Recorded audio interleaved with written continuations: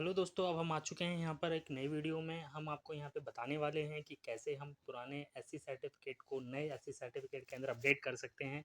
ये मैं दिल्ली की बात कर रहा हूँ कि दिल्ली के अंदर अगर आप हैं तो आप कैसे पुराने एससी सर्टिफिकेट को नए सर्टिफिकेट के अंदर अपडेट कर सकते हैं। तो चलिए दोस्तों, अब मैं आपको जल्दी से बताता हूँ फटाफट के अंदाज में।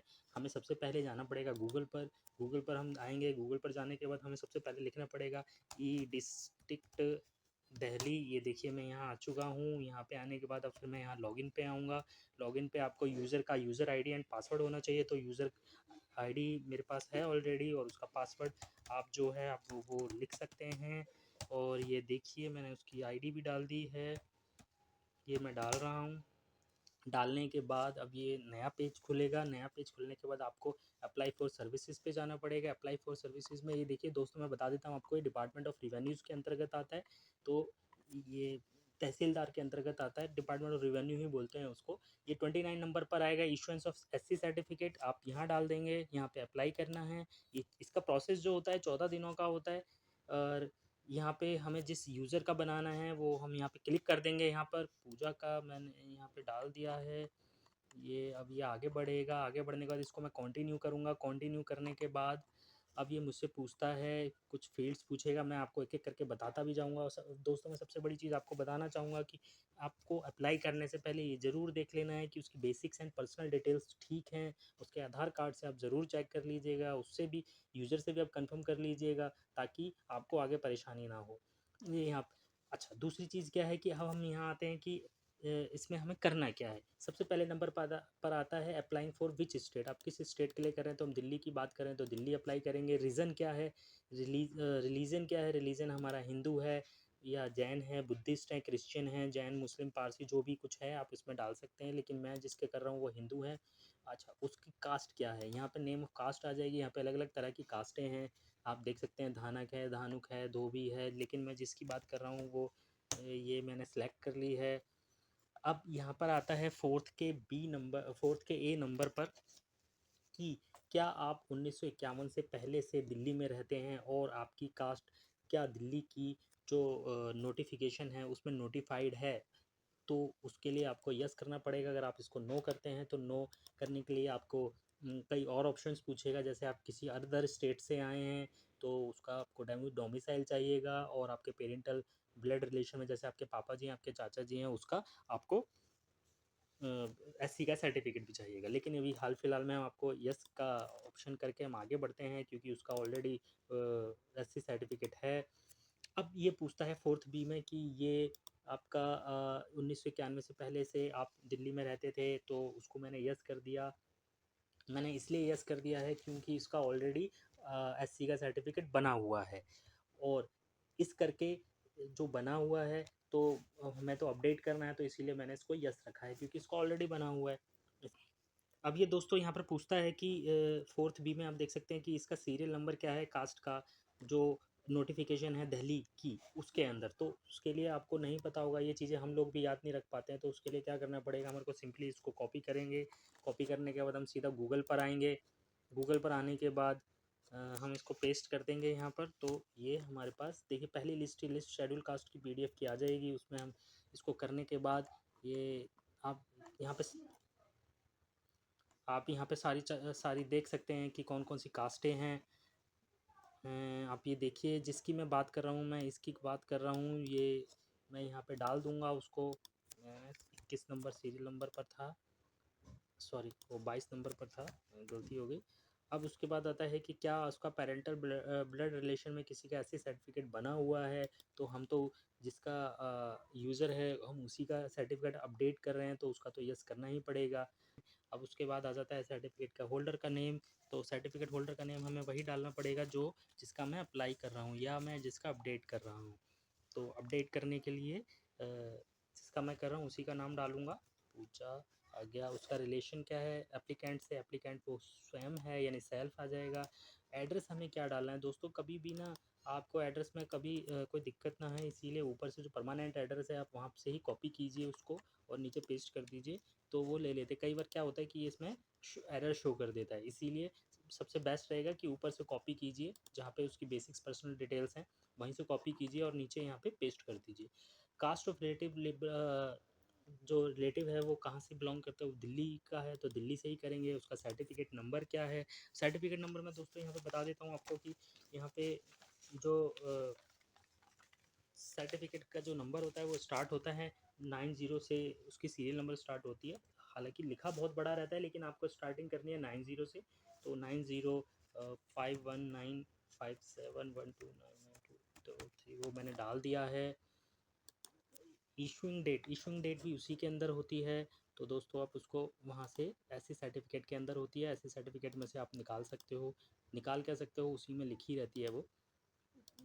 तो वो भी मैं आपको बता दूंगा कैसे होता है। इशूइंग अथॉरिटी क्या होती है, इशूइंग अथॉरिटी बेसिकली ये रेवेन्यू डिपार्टमेंट के अंतर्गत आता है, तो रेवेन्यू ही डिपार्टमेंट में आपको डालना पड़ेगा।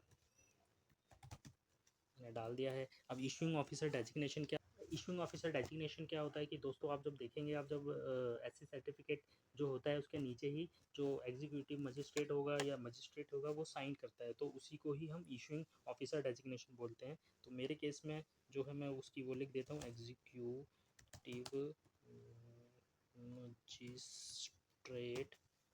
पर्पज़ टू obtain सर्टिफिकेट क्या है हमारा पर्पज़, तो ये है कि भाई उसको अपडेट करना है। टू अपडेट मैंने लिख दिया, कंटिन्यू टू नेक्स्ट किया। अब उसके बाद आकर के ये दोस्तों पूछ रहा है कि इसमें और क्या क्या है। कास्ट प्रूफ सर्टिफिकेट मांग रहा है, तो जो सेल्फ है उसी का मैं कास्ट सर्टिफिकेट कर दूंगा। क्या ये पेरेंटल साइड का है, पेरेंटल साइड का तो नहीं है क्योंकि वो उसी का है, तो जो यूज़र है उसी का है, तो मैं उसी का डालूंगा। तो ये डिपार्टमेंट पूछ रहा है, मैंने डाल दिया। डॉक्यूमेंट नंबर वही उसका सर्टिफिकेट नंबर आ जाएगा, मैंने डाल दिया है। डालने के बाद यहाँ पे चूज़ करने के लिए बोल रहा है सर्टिफिकेट, वो मैं यहाँ से उठा लूँगा। इसको मैं अपलोड कर देता हूँ, अपलोड सक्सेसफुली हो गया। दूसरा आइडेंटिटी प्रूफ मांगता है। आइडेंटिटी प्रूफ में क्या क्या आई चीज़ें आ जाती हैं, आधार नंबर आ रहा है, आधार नंबर उसका ऑलरेडी है। अगर उसने कोई और एप्लीकेशन भरी होगी तो वो ऑलरेडी उठा लेता है, अदरवाइज़ नहीं है तो आप इसको यहाँ से न्यू दिखा रहा है, do you wish to upload a new documents, yes कर सकते हैं, अदरवाइज़ तो आप no continue with existing documents, मतलब कि आप उसी डॉक्यूमेंट्स के साथ कंटिन्यू करना चाहते हैं। ये आ गया दूसरा। उसके बाद आता है proof of relationship. Proof of relationship में ये आपसे मांगेगा आधार कार्ड, आप उसी का डाल दीजिए, डाल सकते हैं, उसी का आ गया। उसके बाद आता है proof of stay in Delhi after 1951। तो वो चीज़ तो आपके पास होगी नहीं, तो उसके लिए क्या होता है कि 10वीं का सर्टिफिकेट और कई सारी चीज़ें मांगते हैं, तो ये मैं उसमें डाल देता हूँ। ये CBSE हमारे दिल्ली में चलता है। और ये देखिए मैंने यहाँ से उसका 10वीं का सर्टिफिकेट भी उठा लिया है।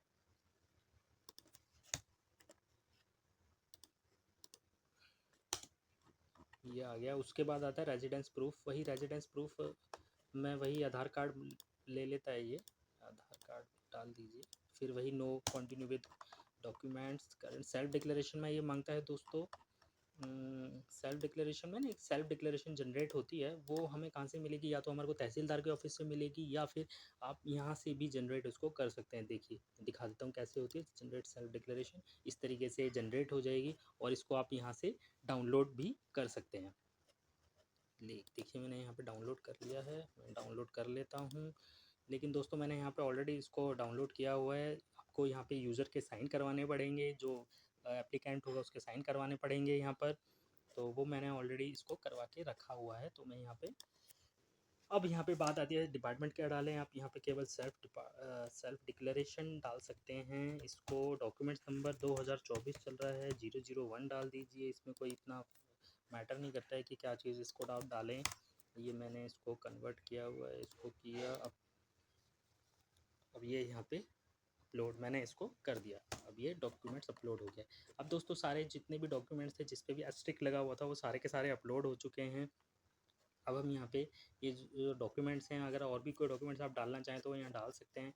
और अब हम यहाँ पे कंटिन्यू टू नेक्स्ट करेंगे। अब यहाँ पे आने के बाद उसकी फ़ोटो मांग रहा है, मैं उसकी फ़ोटो अपलोड यहाँ से कर दूँगा।